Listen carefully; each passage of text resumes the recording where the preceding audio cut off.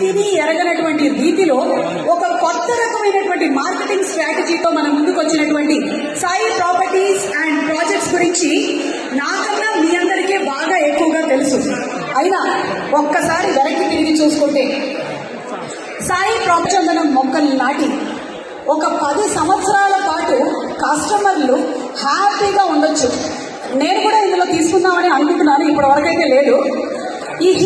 ఎవరైనా చప్పట్లు కొట్టింది? ఎస్, డెఫినెట్లీ తీసుకుందాం అనుకుంటున్నాను. మొన్నటి వరకు పుష్ప సినిమాలో సుకుమార్ గారికి ఫస్ట్ టైం వచ్చిందేమో ఈ ఆలోచన అనుకున్నాను. సుకుమార్ గారు ఎక్కడో Sai properties and projects visit చేసినట్టున్నారు, దీని వెనకాల ఉండేటువంటి రహస్యం తెలుసుకున్నట్టున్నారు. తగ్గేదేలే అని సాయి శ్రీనివాస్ గారు ఎప్పుడో చెప్పేశారు, ఆ ఆలోచనని తీసుకున్నారు. సో పుష్ప సినిమా కన్నా ముందే అరే ఎర్రచందనం గురించి కూడా ఇలా చేయొచ్చు అనే కాన్సెప్ట్ వచ్చింది అంటే that is from Sai properties and projects. Super hit అయింది. సినిమా ఎలాగైతే సూపర్ హిట్ అయిందో కాన్సెప్ట్ కూడా